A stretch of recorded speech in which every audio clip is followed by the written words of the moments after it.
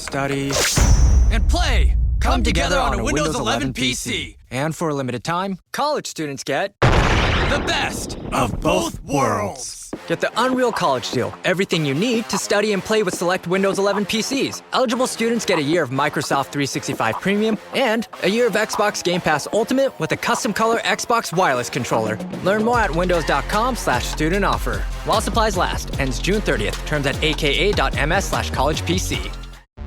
Badass of the Week is produced by High Five Content and $7 Productions.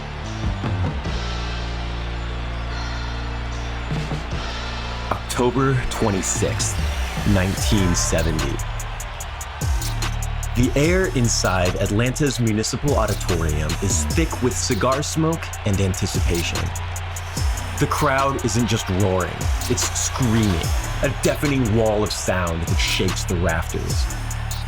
Out of the tunnel steps a man who is so much more than just an athlete.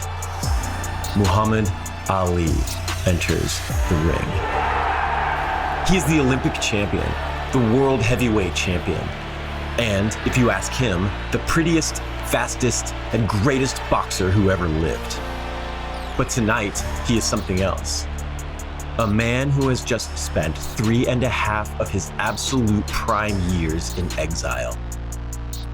When the United States government told him to go to war, Ali looked them in the eye and refused on principle, declaring himself a conscientious objector. For that act of pure defiance, they stripped him of his title, banned him from boxing, and threatened him with prison. Ali risked everything, his wealth, his fame, his legacy, to stand up for what he believed in.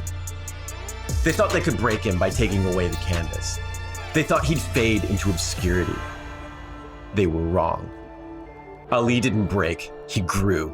He became the voice of a generation, a symbol of unshakable bravery who proved that true strength isn't just about how hard you can throw a punch. It's about standing your ground when the entire world is trying to knock you down. But tonight, the talking stops. The exile is over. Muhammad Ali is finally back in the squared circle, dancing on the canvas, ready to face Jerry Quarry.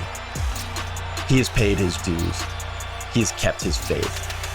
And now, he is single-mindedly determined to take back the heavyweight crown that rightfully belongs to him.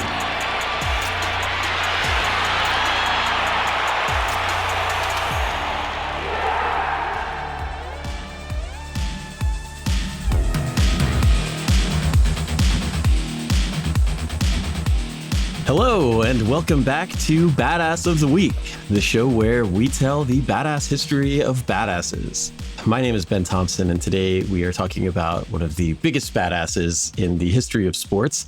And to help me tell this story, I have two lesser badasses. No offense to you guys, but first it's my co-host, Dr. Pat Larash. You are badass, but Muhammad Ali he's a whole other class of thing. Oh, I will not argue with you on that one. I would, to be fair, I put myself on a tier below you, and then you below Ali. And we are also joined today by longtime friend of the show and longtime friend of me personally, Mike Primavera, comedian, Instagram personality, internet personality, I think is what comes up if I search you, Mike. Anyway, welcome to the show. Oh, no. Thanks. Always great to be here. Yes. Yeah, Gemini has been started, or Google or whatever. All your responses on Google now are Gemini, I think. And they're like, oh, he's an internet personality. I love this. I'll take it. Great.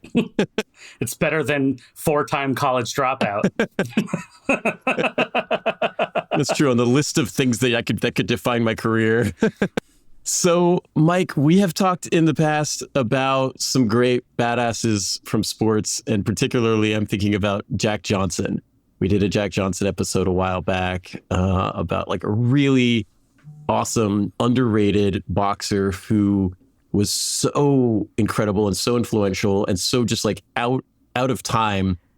But Jack Johnson is kind of a guy that people will hear that story and they'll be like, holy cow, I didn't know any of this. That's wild. This guy's like, how does this guy not have a movie? And today we're kind of doing the opposite of that, right? Absolutely. I mean, For one thing, I don't think you get Muhammad Ali without Jack Johnson, but he kind of took Jack Johnson and took it into the stratosphere. Yes. So, I mean, even people who don't like boxing or sports at all, they know who Muhammad Ali is. They've probably seen some of his fights. Yes. When he got the Presidential Medal of Freedom in 2006, George W. Bush was like, when you say the greatest of all time is in the room and people know who you're talking about. Yeah. That's pretty good. And, we do, this is a history podcast before it's a sports podcast, although we love our sports stories and I'm a big sports guy. But we also do want to kind of preface up at the top of the show that Muhammad Ali is badass, not just because he was unstoppable as a boxer, but he was a force of nature who kind of influenced the course of American history in a very real way. Like you said, kind of Jack Johnson starts this movement, but Muhammad Ali elevates it to a whole other level. Yeah, and I mean, a lot of your badasses that you feature are guys that fought in these like epic battles and wars and won these like had these amazing victories in war, but Muhammad Ali famously did not go to war. Yes. He may be our first conscientious objector on badass on the show. I think so. Yeah. He's badass because he did not go off to war. Yeah. All right. Well, let's get into it. We'll talk about Muhammad Ali. We'll open it with a quote from him. And he is perhaps almost certainly the most, I keep couching it here, but I think he's the most quotable athlete or most quotable badass athlete ever. I think that's fair. Absolutely. He would have been great on Twitter. Yes. Oh my God. Yes. He would be doing the Magic Johnson thing, I feel like, where everything's in all caps with exclamation points. Absolutely. He says, there's not a man alive who could whoop me. I'm too fast. I'm too smart. I'm too pretty. I should be a postage stamp. That's the only way I'll ever get licked. Ooh, I like his sense of humor. Yeah, he is. Just sit tight because Muhammad Ali is he's gonna bring it. This is gonna be a fun episode. All right. Well, we're gonna take a break, and when we come back, we're gonna talk about Muhammad Ali.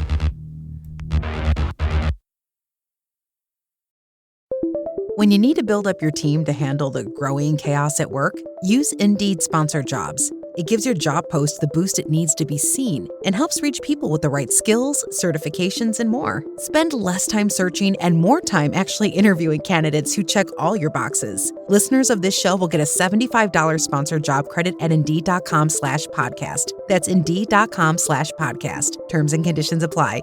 Need a hiring hero? This is a job for Indeed Sponsored Jobs. Where is Daredevil? I'm right here. Don't miss the return of Marvel Television's Daredevil Born Again. So what's next? I feel liberated. We're gonna take this city back. Over medicated. In an all-new season, now streaming only on Disney+. They're hunting us. It's time we started hunting them. I can work with that. This should be tons of fun. Marvel Television's Daredevil Born Again, now streaming only on Disney+. This episode is brought to you by Tidy Cats, here to level up your litter game with their new Performance Plus lineup. Your home is your happy place, your cats, VIPs. So when it comes to the litter box, excellence isn't optional. Choose from products that specialize in max power clumping, low tracking, or odor fighting so advanced, stink won't see it coming. Tidy Cats Performance Plus. Mission mighty, keep it tidy. Shop now at tidycats.com.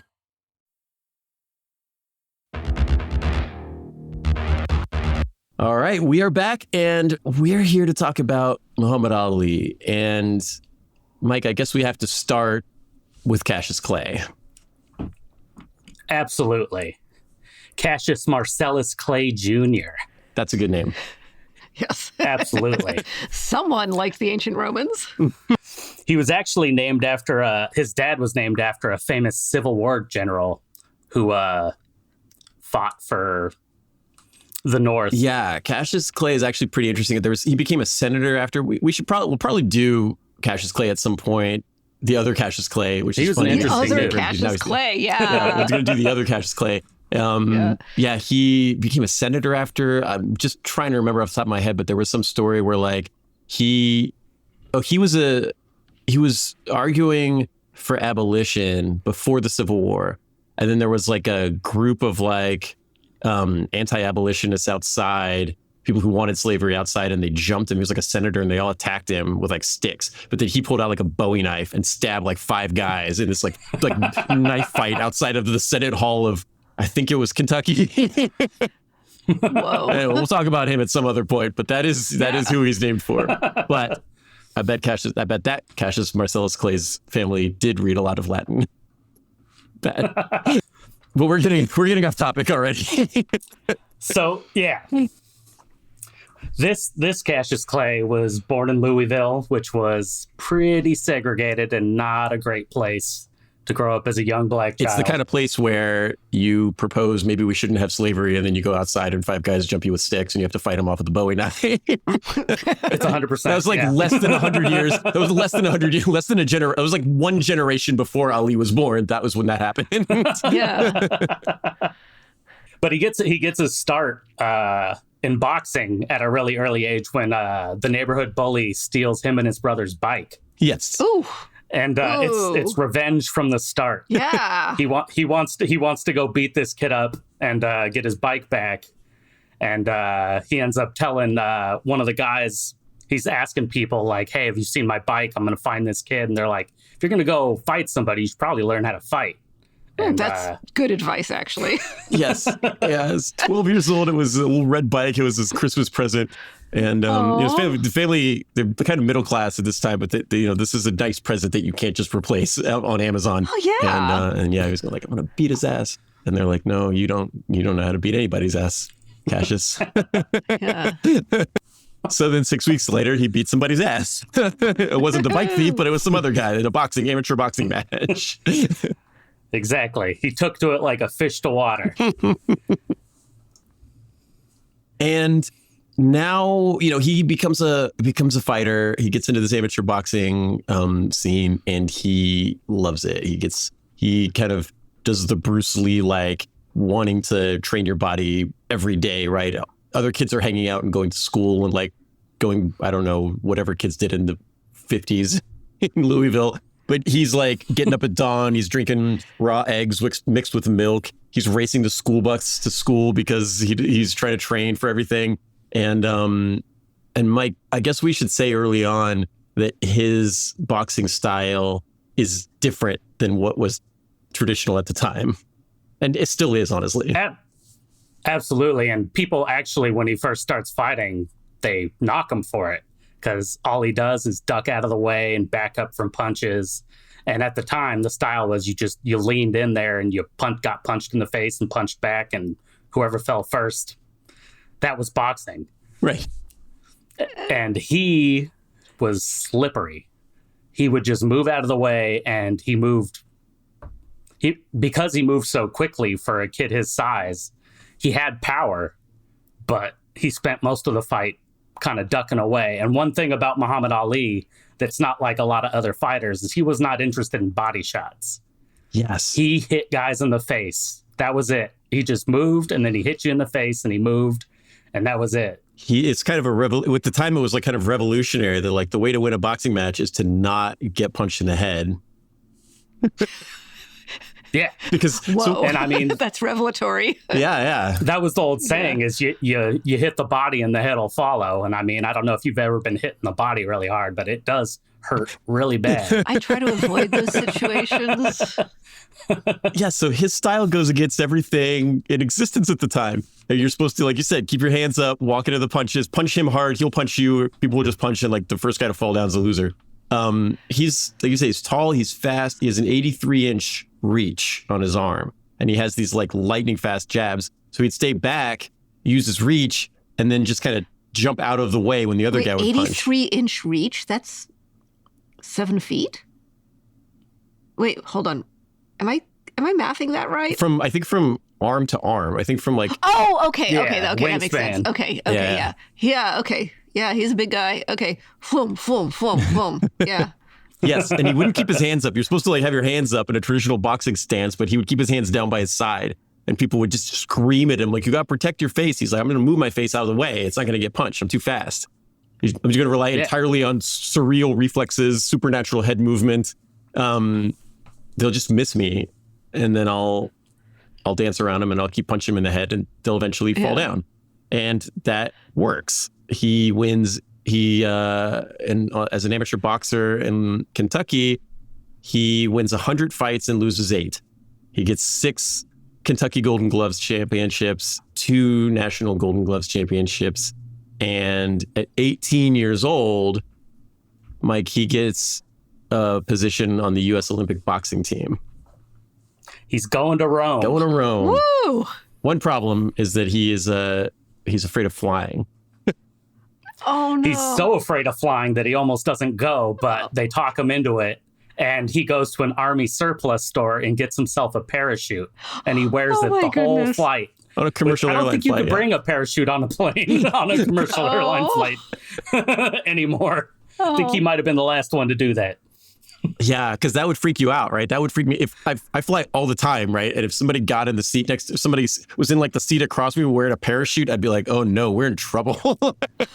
I'd rather see a smoking pair of shoes than somebody wearing a parachute. Yeah, so he gets over there and he just becomes like the mayor of the Olympic Village, basically. Yeah, he starts calling himself that. I think he starts calling himself the king or the mayor of the Olympic Village. But I mean, he's so gregarious and likable that everyone's like, yeah, that's the mayor. Yeah, that's the mayor, yeah. Everyone likes him. Yeah, he just relentlessly talks smack on everybody everywhere, but people just like him because he has that magnetic personality. And anytime you watch him, and there's tons of video of him talking on YouTube, whether it's an interview on a talk show or like him screaming at the TV before a fight or something. He's charismatic. You cannot deny this about Muhammad Ali. Absolutely. But then when he gets into the fights, he's competing in the light heavyweight competition, and he becomes he does really well, right, Mike? Yeah, he ends up really beating the tar out of Poland's Ziggy Petrikowski. Yeah, Petrikowski.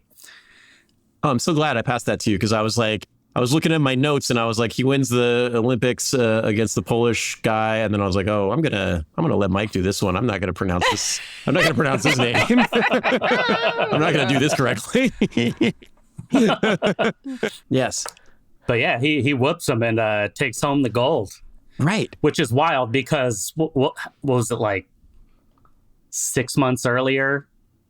He didn't really know how to box that well, so his ability to get good fast because of his discipline. Yes, is one of the things about and Ali. His training. He starts boxing at like 12, I think, and so by 18, he's been doing it for a little while. But still, like 18 is young for the Olympics, right? You had to be an amateur to compete in the Olympics at the time. So if you'd fought for money, you couldn't compete in the Olympics. But you're still talking about going up to like 23, 24. It's kind of like college sports where 18 would be really young for that, right? He's young for what he's doing, and he dominates.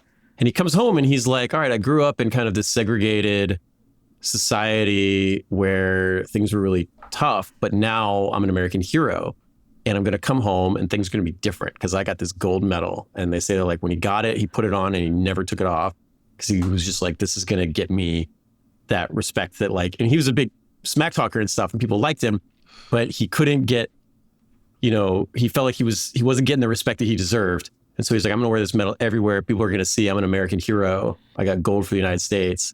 Yeah. That'll change things, right? Too bad it didn't. Oh.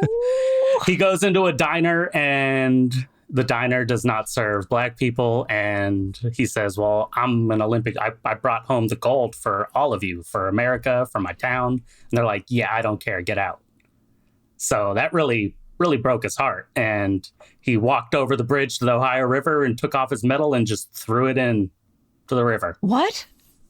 Yeah, he threw his gold medal away. Oh. He was like, this doesn't mean anything anymore, which is wild. Wild, yeah. Wow. Is it still there? Probably. I mean, I thought about this because I was like, they should dredge this and find like Muhammad Ali's Olympic gold medal. That'd be cool. But it's probably underneath like so much crud at this point. There's no way you could find it. Yeah. But yeah, I mean, I'll paraphrase. They were like, we don't serve black people here. And he responded, that's okay. I don't eat them. That's right.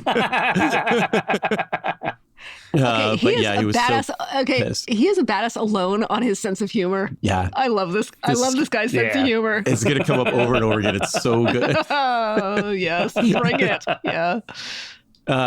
Yeah. So this is what it is. He's an 18-year-old Olympic champion.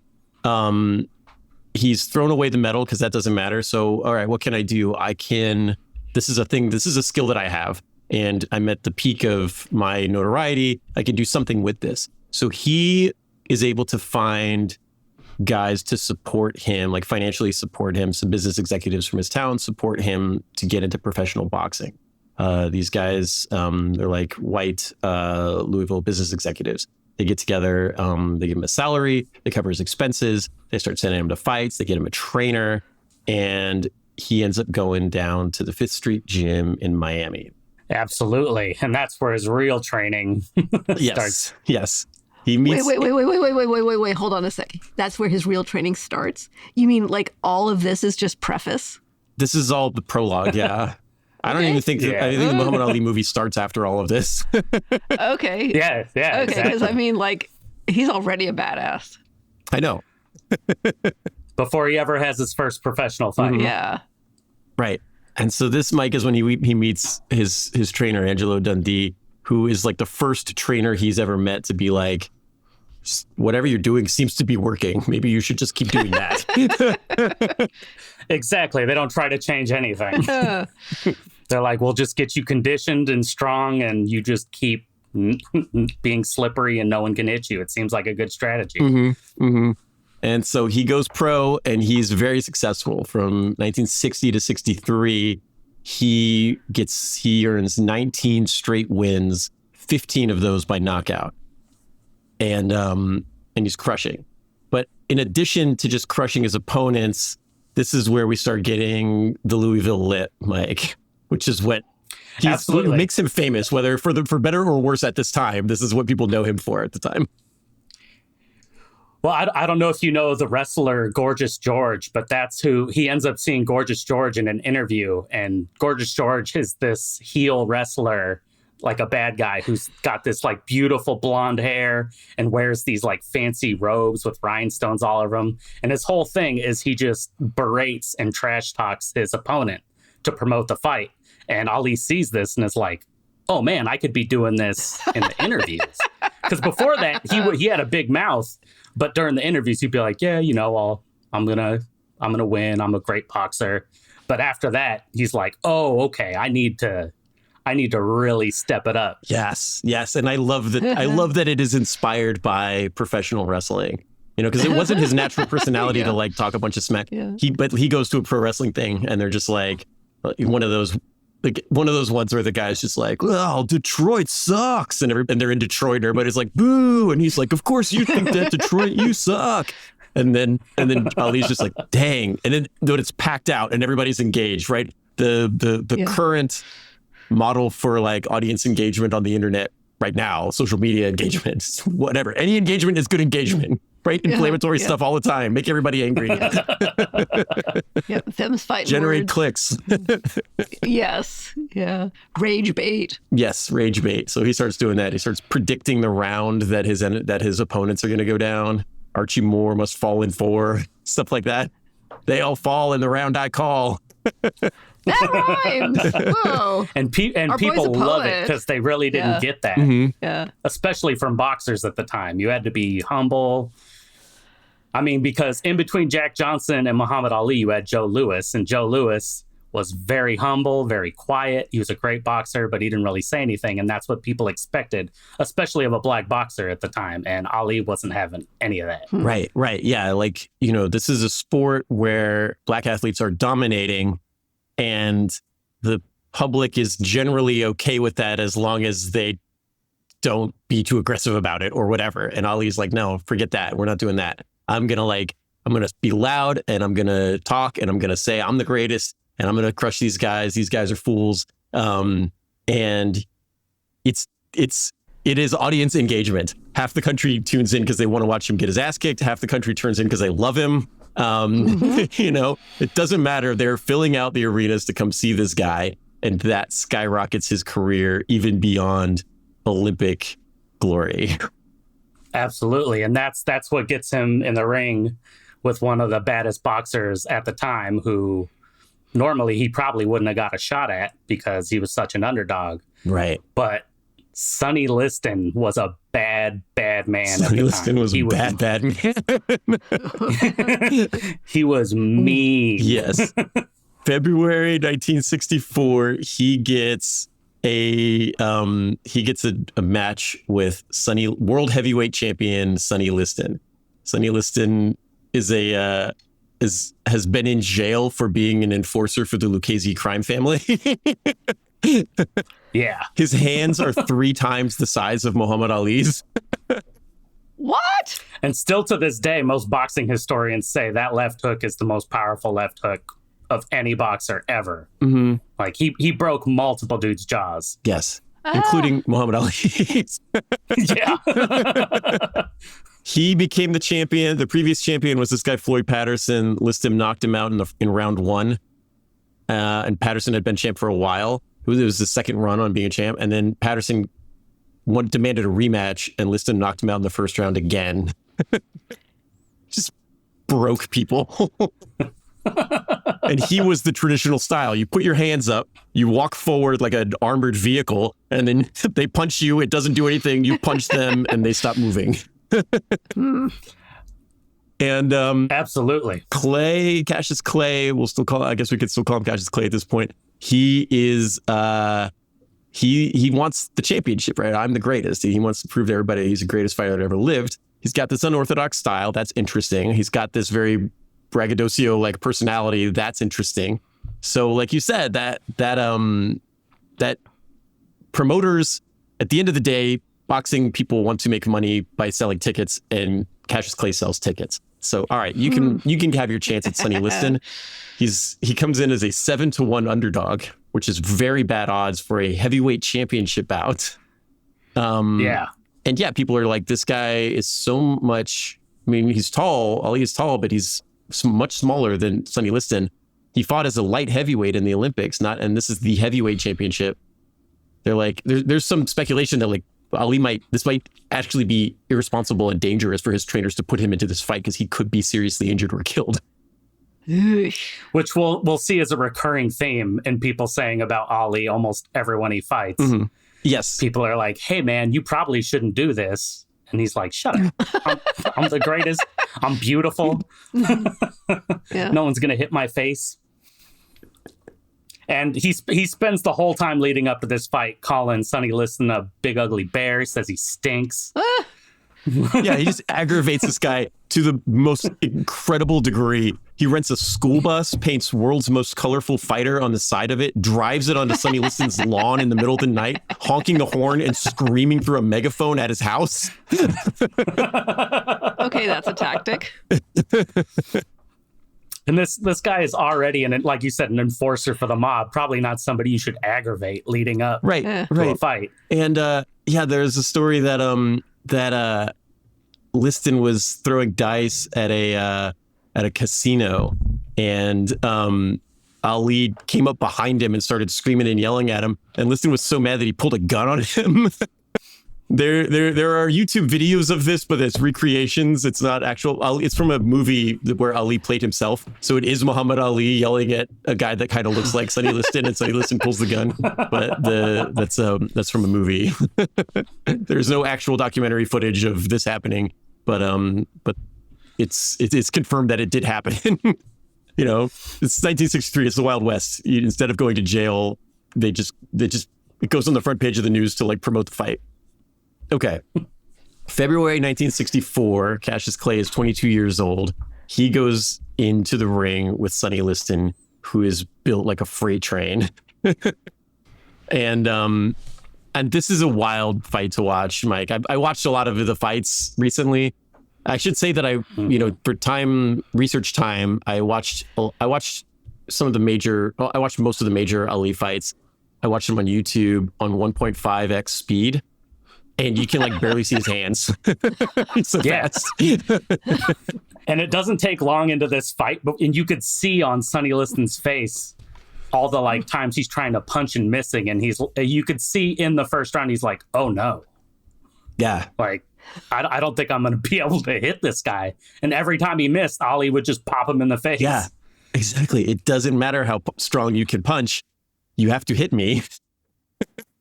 And Ali would duck out of the way and then pop him in the face. And then, I love, you can totally see that. Liston's bleeding very early on in the fight. By round 3, I think he's bleeding. And nobody had ever made him bleed his own blood. And he was just like you said, I'm in trouble. This is a problem. Something weird happens in this fight. In round 5, they go in for the clinch and Ali gets some stuff in his eye. And I guess to seal up the injury in round 3, the nice way to look at this, where you don't take into account all of Liston's mafia connections, is that when they sealed up his injury over his eye in round 3, some of that anesthetic got onto his glove by accident. Oh. And then when it punched into Muhammad Ali's eyes, he was blinded. Oh. Yeah, he definitely didn't put Tiger Balm on his gloves at all. Foreign object in the ring, if we're going WWE. His trainer's there with the steel chair. Off the top rope. And so Ali is winning, but then the bell rings at the end of round 4. He sits down and he's like, I can't see. I'm blind. My eyes are like sealed shut. We got to give up. And that's scary. It's scary. He's blind, right? Yeah. And Angelo Dundee's like, you're good. Just try not to get hit. It'll go away. Just give it a minute. We're not going to quit just yet. Okay. You must got something in your eyes. They try to flush his eyes out with the water bottle. You know, the one they usually like squeeze into their mouths. They squeeze it into his eyes. Oh, we're trying to wash him off with a sponge. And they're like, yeah. He says, the quote is, this is the big one, Daddy. Just get out there and run. Just stay away from him. Okay. Stay away from this guy that could end you with a single punch. Yeah. Not only are you walking into a boxing ring with a bear, but you've got a blindfold on. The bear. At any given moment, a wrecking ball is going to club you in the side of the head. Yeah. And to Ali's credit, he did just that. He kind of danced around and eventually his eyes opened back up. Oh, wow. And you see the fight turn back in his favor. Once he can see, everything's good again. Yes. Wow. Much easier to dodge punches when you can see them coming. Yes. Yeah, so round 5, he just hides, basically. And then round 6, he can see. Yeah, and but also like being able to hide while not being able to see anything. That's, big respect. Yeah, right. Liston's a big guy. Maybe he was loud. I guess the crowd's loud, though, so you wouldn't be able to hear his footsteps. You could smell him. He did stink. Ali was right. Yeah. So the fight ends in round 7. The end of round 7, Liston sitting. He's badly injured, and he has to throw in the towel. And Ali, ever the humble sportsman, jumps around and screams at him into his corner. Eat your words. I'm the greatest. I shook up the world. I'm the king of the world. I'm pretty. I'm a clean fighter. I'm only 22 years old. I don't even have a mark on my face. And the whole time, there's a guy with a microphone trying to interview him. I think it's Howard Cosell at that time. I think so too. He's trying to interview him, and he's just pushing the mic. He's like, just yelling. Pushing the microphone away to yell at the crowd. Yeah. and that's Sonny Liston. Yeah. Ali is interesting. I always think about, Michael Jordan's, I don't know if you ever watched Michael Jordan's Hall of Fame induction speech, where instead of like thanking all the people that helped him along the way, he lists every person who ever told him he couldn't do it. I got cut from this class. But this coach is my enemies. These guys, none of these guys believed in me, but I did it. Ali's got that a little bit. Yeah. Absolutely. He's at war with the media, and he's screaming and yelling at them like, you guys all said I couldn't do it, but I did it. 7-1 underdog. You should have bet on me. But he was right. Do-do-do. This is Liston has a rematch with him, and this is a year later. Liston has a rematch with him. Ali knocks him out like very, very early on. They call it the Phantom Punch because it's so fast that like half the crowd didn't see it.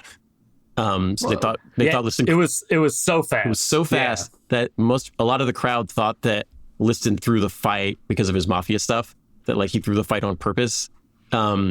But that's that famous photo that we see anytime you search for an image of Muhammad Ali where he's standing over Liston. He's screaming down. He's like, "Get up and fight, you sucker! Get up!" He's yelling at him while he's down. That's that image we always see of him. It's from the second Sonny Liston fight. Now, interestingly, Cassius Clay comes out a few days after winning the title in that first bout with Liston. He's a world heavyweight champion. He goes in front of the TV. He's being interviewed, and Mike, he has some. He wants to talk about something other than boxing, and it's going to shake people up a little bit. Yeah, this is when he announces that he's joining the Nation of Islam, and at the time, that was one of the scariest things in white America was the Nation of Islam.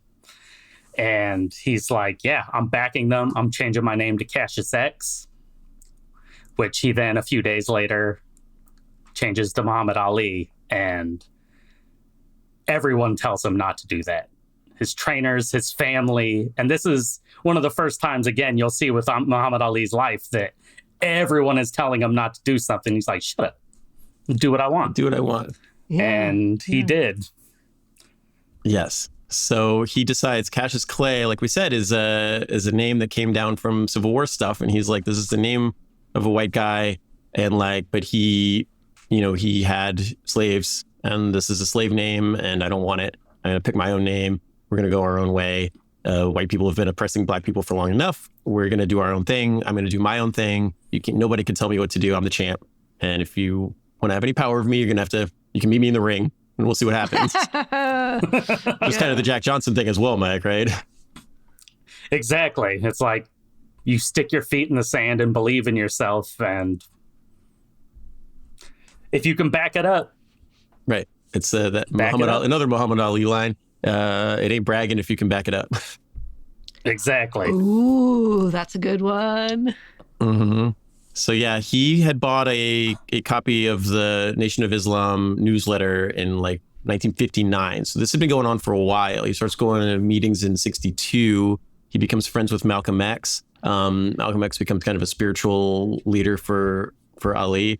And Malcolm X is actually ringside for the Sonny Liston fight in 1964. And then right after, that's when he holds his press conference and he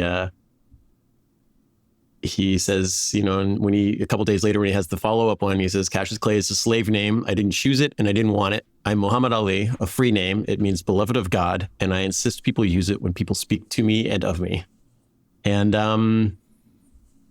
then everybody just does that, right, Mike? That's people are like, oh, well, we'll respect your wishes. Yeah, totally.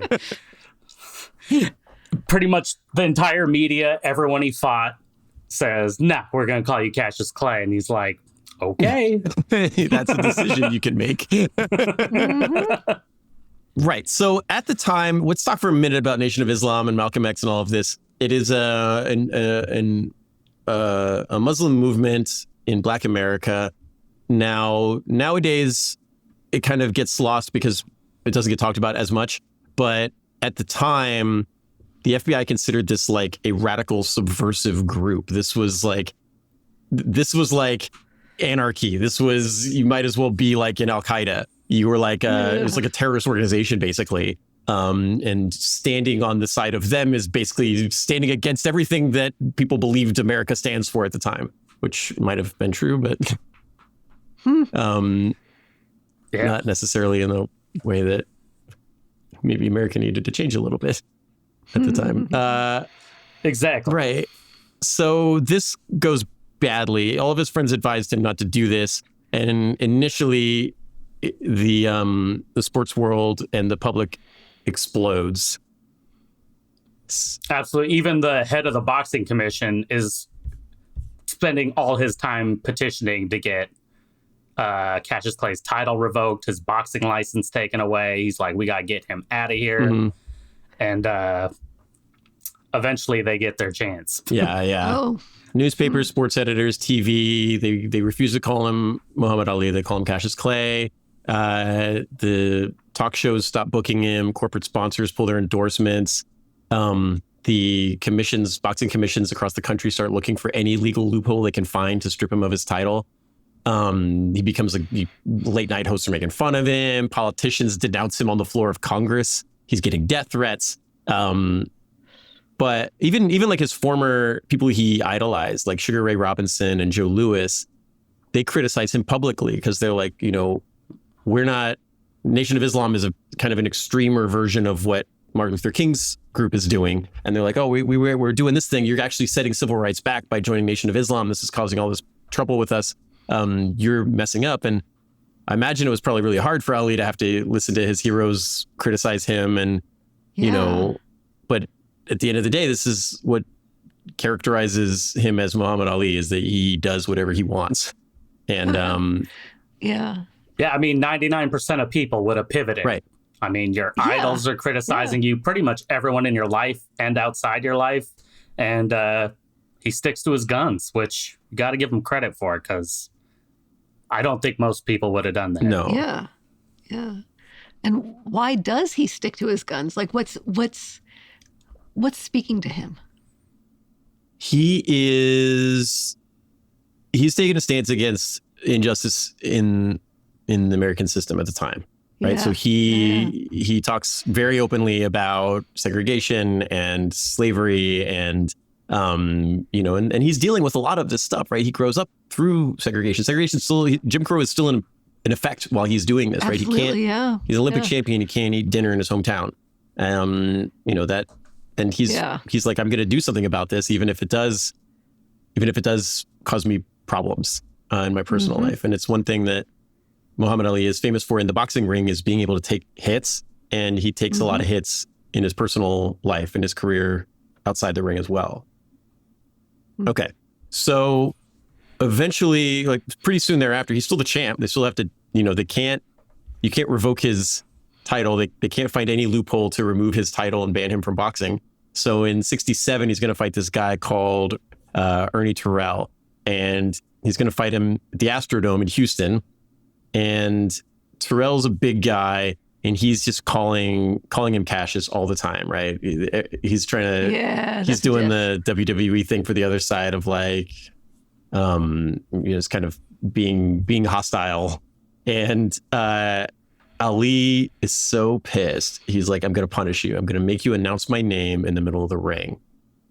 And so they fight, and by the seventh round, Terrell is done. He's cooked, right? There's no way he's going to win this fight. He's getting demolished. His one of his eyes is swollen shut. All Ali has to do is land like one or two hits to knock this guy out. And he starts yelling at him, "What's my name? What's my name, sucker?" And he makes Terrell fight for 8 more rounds after that. He makes it go to 15. He doesn't knock him out. He could have knocked him out, but he's like, "Oh no, I'm just going to keep beating you just enough." Yes. So if you call me Muhammad Ali, I'll just knock you out and this will be over.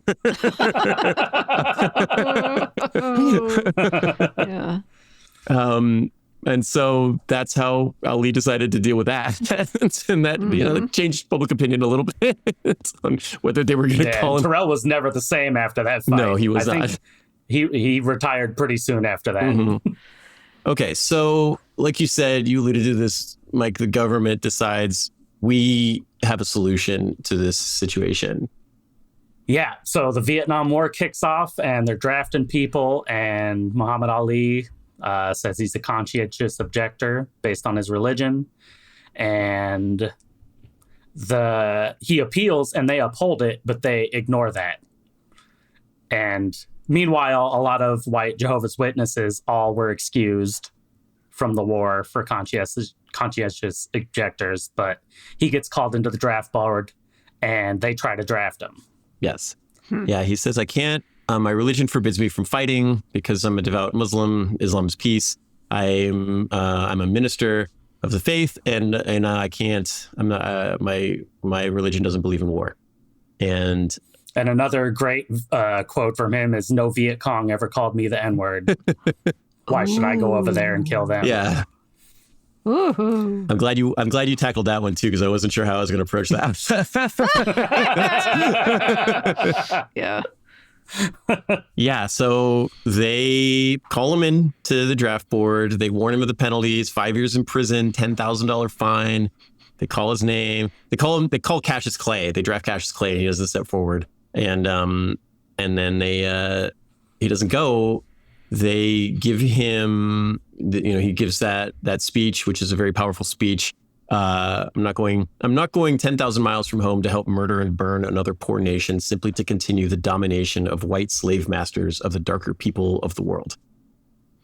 If you want to know like what Muhammad Ali thinks about stuff bad, like he tells you, he's very vocal about this. And and to a degree that was very uncommon for 1967. You did not have people talking like this on TV at this time, especially professional athletes. No, and I mean, nowadays, like if they tried to do a draft and like there'd be lots of conscientious objectors and people that are anti-war. But back then it's like, yeah, that's what you do. You fight for your country. We beat the Nazis. Like we're the good guys. Like you go fight in the war. We're fighting communists. Like, communists are attacking South Korea, South Vietnam. We have to go defend it. And that's a really good point, Mike, because this is very early in the Vietnam War. This is 67. So people are dying at a pretty alarming rate over there. But this is before this is before Woodstock. This is before it was protests and protests on college campuses and like very public mass opposition to the war. This is pretty early on. And this is, like you said, a generation that fought in World War I, World War II, Korea. People, it's what you said, like that we have this tradition of like we go to war when our country needs us. And he says no. And they're like, you can't say no. What are you talking about? So he is stripped of the world heavyweight title. He is banned from boxing. They take his passport so he can't do the Jack Johnson thing, Mike, of traveling around to other countries and fighting champions over there. Because Pat, we did Jack Johnson. He was a boxing hero from the 1910s. And when they did something similar to him, they arrested him.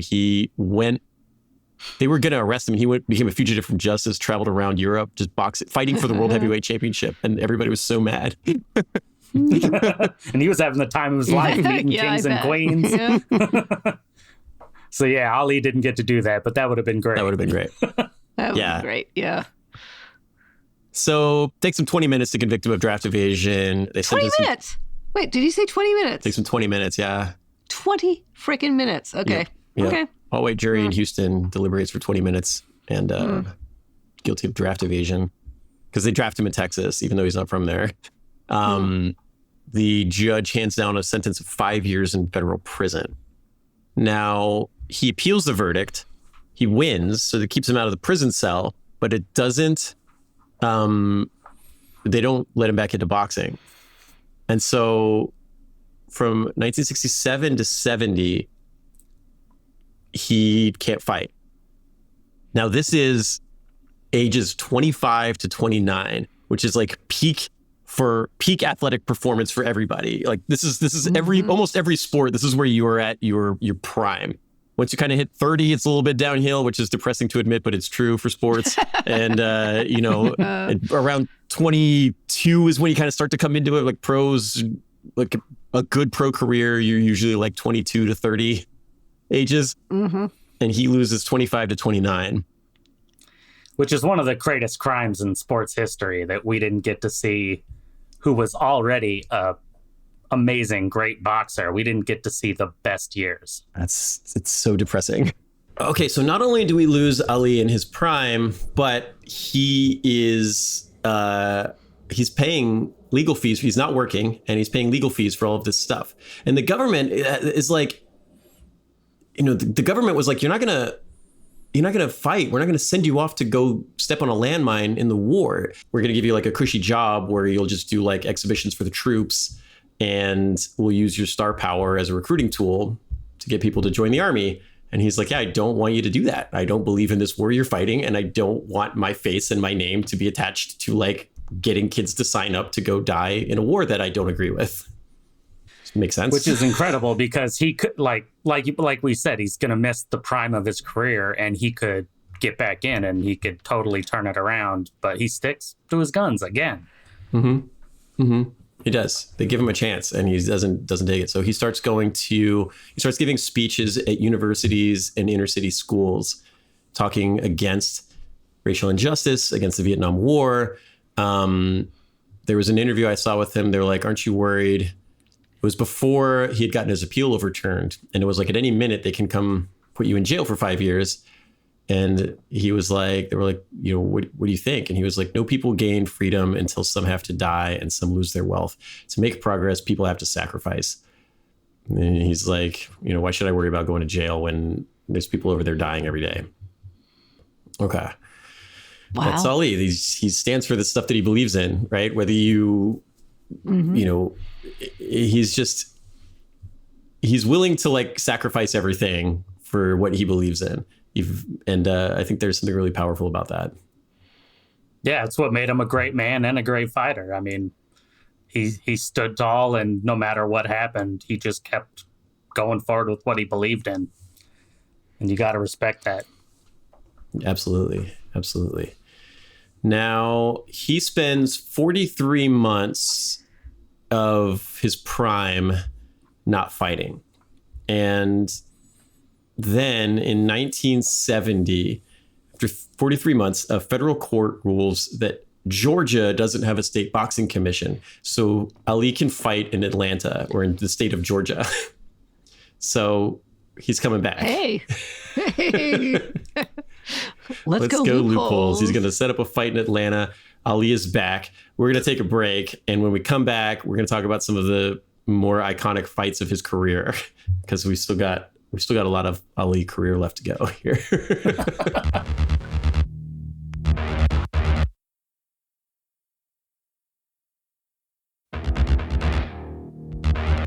All right, welcome back. We are talking about Muhammad Ali. It is late 1970, and Ali is stepping back into the ring. But Mike, we lost his prime. We last saw him when he was 25, 26. Now coming into this, he's 29, going on 30. And he hasn't been fighting. He's been training, but he hasn't been fighting. So he's a bit of a different fighter when he comes back. Yeah, he doesn't have that lightning speed. He's still real quick and faster than most heavyweights, but you can just tell he doesn't have that bounce and snap and movement that he had. And he comes back and he gets a fight against Jerry Quarry, and you could see it. He's still way better, but you can just see that he's not as fast, and people start to doubt him again. Right. They start to doubt him again, which he hates. He does eventually get a shot at the champ. So Ali had to vacate when he was stripped of his titles. And the current champ is Joe Frazier. And they're going to call it the fight of the century in 1971. They're going to fight at Madison Square Garden. And the hype is so big that Frank Sinatra couldn't get a ticket to sit. Man. Frank frickin' Sinatra. He took a job. He was offered a one-day contract by Life magazine to take pictures for Life magazine. And that's how he got into the building. Wow. Now, pays to know a guy who knows a guy. Yeah. Now, Ali gets back into that fight, and this is like Frazier's a Sonny Liston kind of guy. He's a big, strong puncher, traditional style boxer. These guys get in there and they wail on each other for 15 rounds. It's considered one of the greatest fights that ever happened. And we are beginning a string of Ali fights, which will be considered the greatest fight ever in history. If you list the top 10 greatest boxing matches that ever happened, like 4 or 5 of them are going to come up in the next 15 minutes on the show. Frazier Ali 1 it's a bloodbath. They just beating on each other. And Ali gets knocked down, and he will lose this fight by decision. It's Ali's first professional loss, and he's so upset about it. And him and Frazier at this moment like seal a deep personal hatred that will last forever. They were gonna do a rematch in 1974, and as like promotion for it, they wanted a talk show, and they got into like a real fist fight on set while like live TV. They're like beating each other up and throwing chairs and stuff at each other. That's how you promote a fight. Yes, you fight for real. Yes. Stop it. We're supposed to make people pay for this.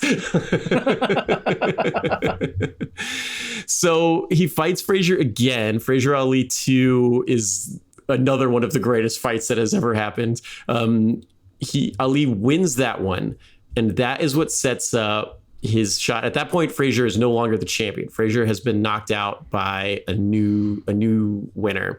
So when he fights Frazier the second time, Frazier Ali 2, Frazier is the number one contender.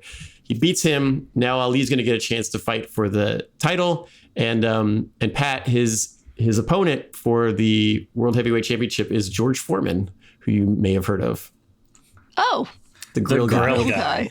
Which is hilarious. Because if you picture his commercials with the grill, he's this like happy, kind of chubby, gregarious, like older guy.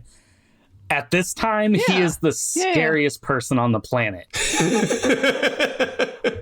Who knew? Which is wild, because that's not what you think when like people now think about George Foreman, but like the guy who named all his kids George. George. At this time, he is an absolute monster. This is like, if this was a video game, this would be the boss battle. Like all these other guys were little mini bosses, and now this is the giant health bar shows up on the screen. Yes. There's a cutscene. George Foreman he's got a full head of curly hair. He's got a big like 70s mustache. Like, he's unrecognizable as the guy from the commercials. Foreman at this point, it's 1974. Frazier had beat Ali and Frazier Ali won. Foreman knocked him out in 2 rounds. Foreman has fought 40 professional bouts. So 40 fights. He's won all 40 of them, 37 of them by knockout. So there were and for some context of the coming fight, Ali is this guy who moves around. He uses the jab. He hits the face. He dances. George Foreman just throws haymakers. He doesn't even really look like a boxer. He just swings as hard as he can over and over again until the other person stops moving. Yes. And it works. Ali in his professional career up to this point has only lost 2 fights. One was to Joe Frazier. One was to a guy called Ken Norton, who we haven't talked about because we don't have time to get into all of his fights. So there's 2 guys that have ever beaten Ali. George Foreman knocked both of those guys out in 2 rounds. He was trained as a boxer by Sonny Liston, who we've mentioned earlier. And so now Liston is like, okay, we've got an opportunity here. So they're going to have a fight. And this is the Rumble in the Jungle in 1974. The fight is going to be held in Kinshasa, Zaire, which is the present day Democratic Republic of the Congo. It was financed by the dictator of Zaire at the time. And the fight, because of the time difference, they have to have it. They want to have it live on TV in the US. So the fight starts at 4 a.m. in Zaire. It's 90-degree heat with 90% humidity. It's basically Florida or something. Okay, yeah. And in the commentator booth are several very well-known professional boxing commentators and Joe Frazier, who hates Muhammad Ali and was literally just got into a fight with him on national TV like a couple months earlier. Frazier predicts that Ali will be carried out of this fight on a stretcher. And even the people who are in Ali's corner and love him, his family, his wife, all of them are like, hey, man, don't do this. That guy is going to kill you or at least cripple you. Yes. And pretty much only Ali is like, nah, I got it. I heard that Clubber Lang like Mr. T's character in Rocky 3 is supposed to be a combination of George Foreman and Muhammad Ali. Yeah. So this is what you're talking about. Okay.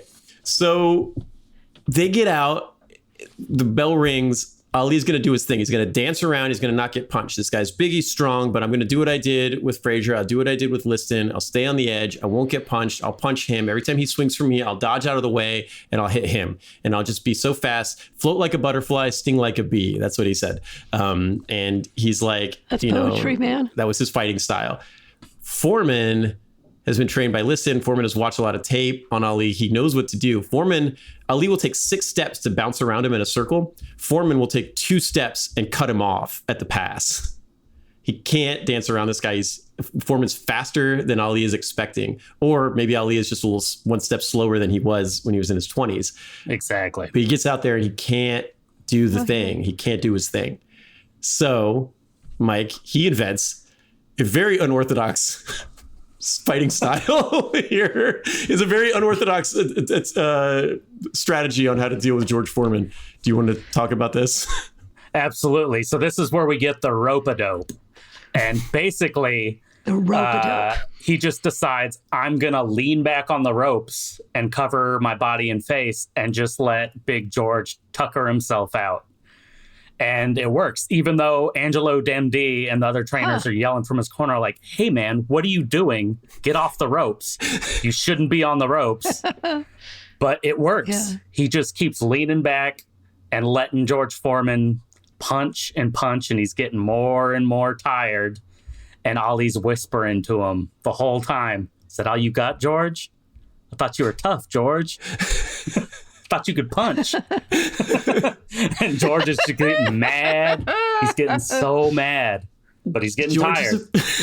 George is a big giant dude, and it's hot and it's sweaty.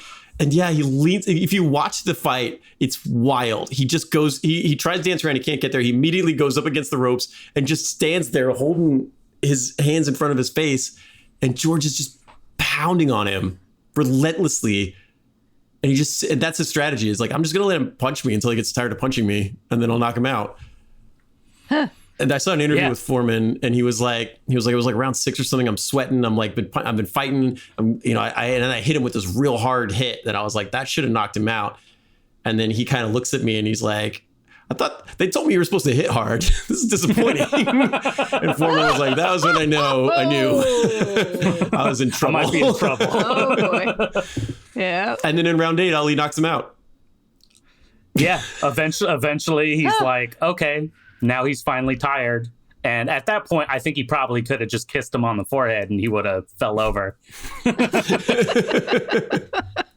And then at the interview, of course, Ali is like, that was my plan the whole time. I was called rope-a-dope. I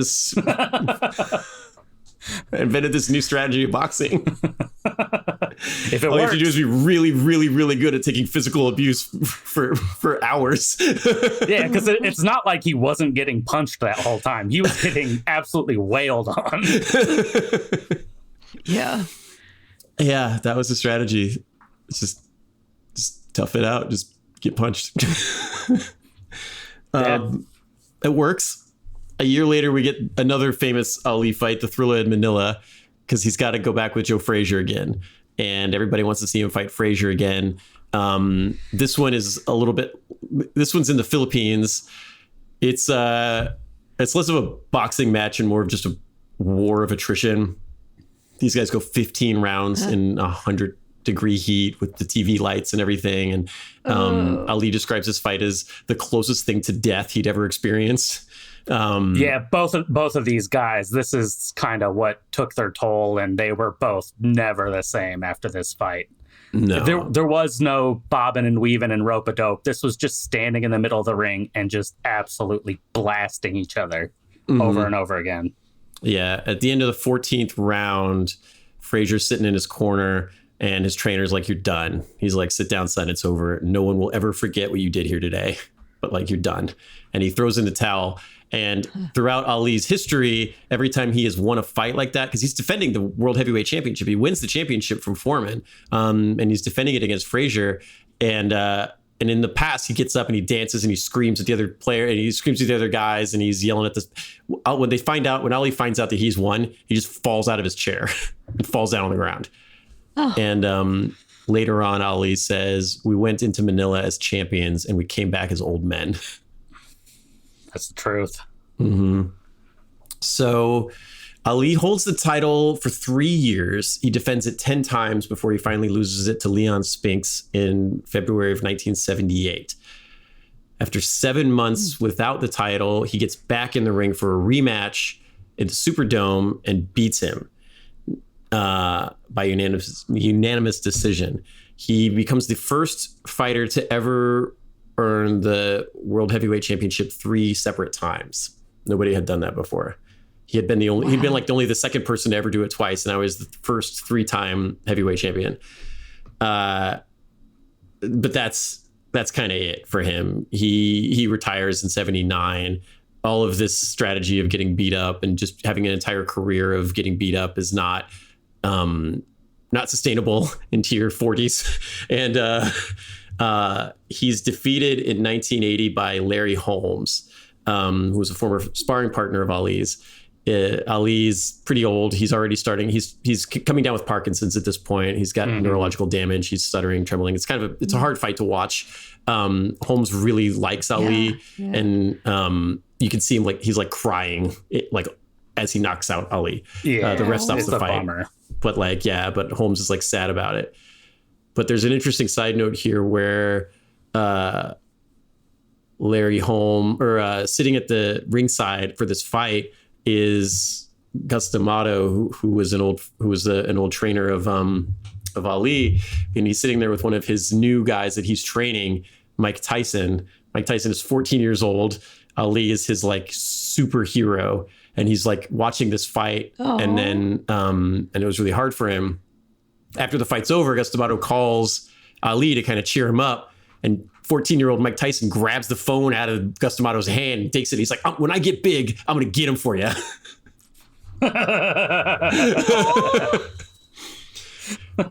Years later, 1988, Mike Tyson's 20 years old. Larry Holmes is 38.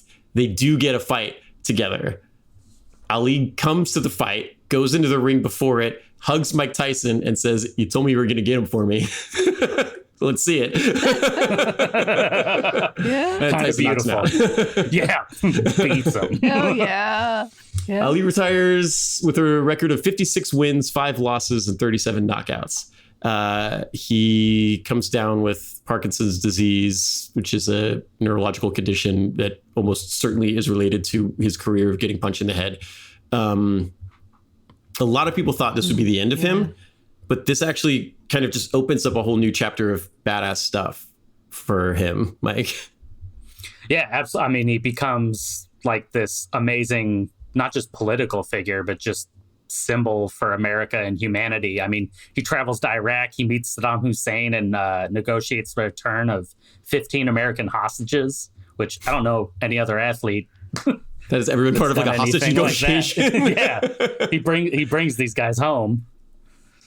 Yeah, he flies out there because he has maintained his thing of I believe in peace, I believe in tolerance, I believe in racial equality, and he flies out in 1990 right before the Desert Storm.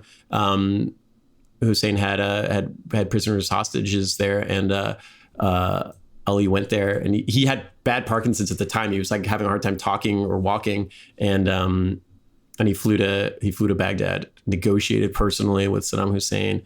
And the hostage didn't just get the hostages freed, but they flew home on the plane with him. Oh. Parachutes for everybody. Yeah. Still don't trust these things. And then you must have seen the Olympics, of course, in Atlanta. That was the big one. Absolutely. They even replaced his medal for him. Oh, that's great. I didn't know that. Yeah. Oh, that's cool.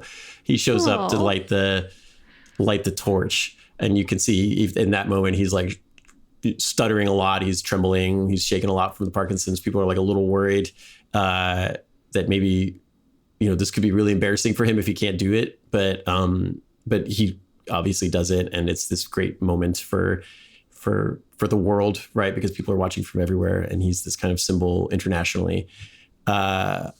When the September 11th attacks happen in 2001, he visits Ground Zero. He gives a bunch of talks about how he does the whole circuit at that point of like, you know, this is not Islam. This is not my religion. Islam is peace. I've been very strongly anti-war, anti-destruction, anti-crimes against civilians my entire career, and this is not what we stand for. And while he's doing this interview circuit, some reporter asks him, what does it feel like to share the same religion as terrorists? And he responds immediately, what does it feel like to share the same religion as Hitler? Still quick upstairs. Still quick. Yeah. Oh, yeah.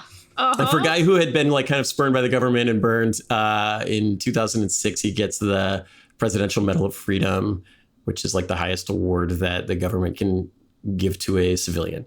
And that was when that quote came, like, when I tell you the greatest of all time is in the room, you know who I'm talking about. And that's pretty impressive.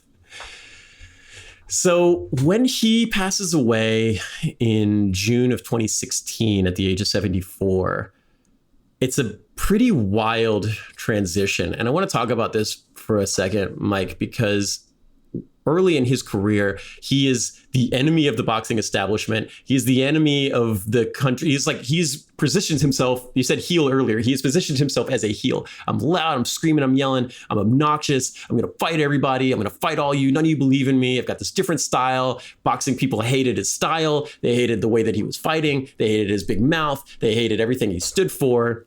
When he dies in 2016, and the way he is viewed today, all of the like crusty, hardened old boxing guys are like, oh, he was the greatest that ever lived. You know, like complete 180 on the way he's perceived now versus during the early part of his career. Which just goes to show, like, if you have beliefs, you stand by them. And opinions change, politics change, but at the end of the day, what you have is your beliefs. And if you live by them, and you live long enough and you live a good life, it bears fruit in the end. Because yeah, at his funeral, tens of thousands of people show up, and like major celebrities and ex-presidents speak. I mean, I can't think of any other, not just sports figure, public figure, that when they died had that kind of reception.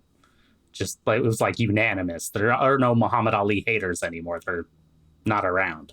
Right. He is not just one of the greatest athletes or boxers to ever live. He is one of the most significant cultural figures of the 20th century. Absolutely.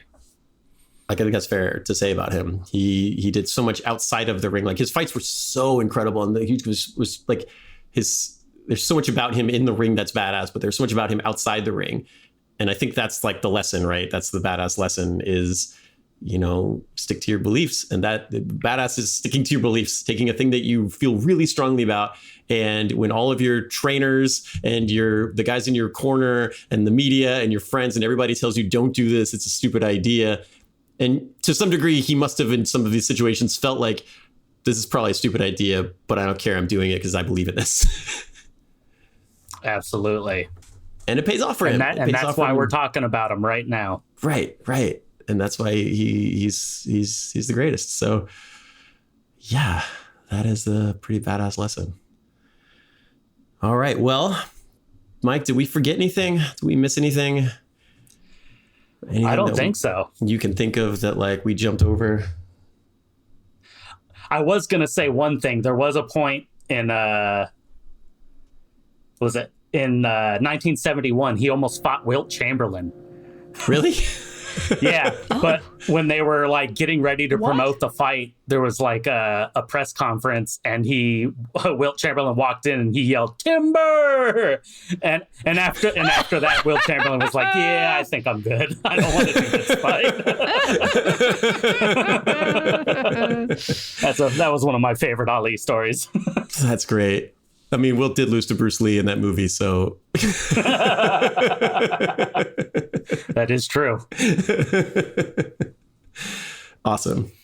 Even better. I love it. All right. Well, that is all the time we have for today. Thank you guys so much for listening. Mike and Pat, thank you guys for joining us. Mike, do you want to tell people where they can find your stuff? Yeah, you can follow me at Primawesome on pretty much every social media, or just Google Mike Primavera and I'll pop up, because there ain't a lot of those. Right. And Pat, thank you too for joining us. Congratulations on the end of the school year for you. I know we didn't talk about it too much, but Thank you. It's been a real pleasure hanging out with you and Mike. And, always fun. Yeah, it was a fun one. And thanks to all you for listening to it. If you liked this and you want to hear more of it, you know where to find us. We're at Badass of the Week, and you can do all the social media stuff. All engagement is good engagement, but I'm fairly thin-skinned when it comes to like negative criticism, so you can just keep those comments to yourself. Until next week, we will see you then. Stay badass. Badass of the Week is produced by High Five Content and $7 Productions. Executive producers are Dwayne Johnson, Danny Garcia, Andrew Jacobs, Hiram Garcia, Brian Gewirtz, Frankie Chaparino, and of course, me, Ben Thompson. Writing is by me and my semi-regular but always awesome co-host, Dr. Patricia Larash. Story editing by Ian Jacobs. Our mixing, music, and sound design is done by the incomparable Jude Brewer. Production support by Jean McHale-Waite. Badass of the Week is based on my website, badassoftheweek.com, where you can read all sorts of stories about other badasses. If you want to reach out with questions or ideas, you can email us at badasspodcast@badassoftheweek.com. If you like this podcast, please subscribe, follow, listen, tell your friends, and tell your enemies. And please leave us a review. If you want to support Badass of the Week, please check out our Patreon page. We'll be back next week with another one.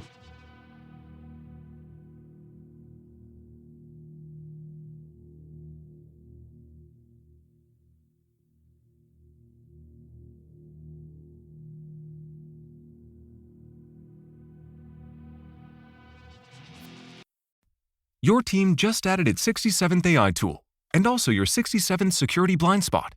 The good news? The Vanta agent works like a GRC engineer in the background, finding every app your team uses, scoring the risk, and drafting fixes for you. Vanta is the platform used by over 16,000 fast-moving companies like Ramp, Cursor, and Harvey, who are shaping the future with AI and staying ahead of AI risk. Get started at Vanta.com.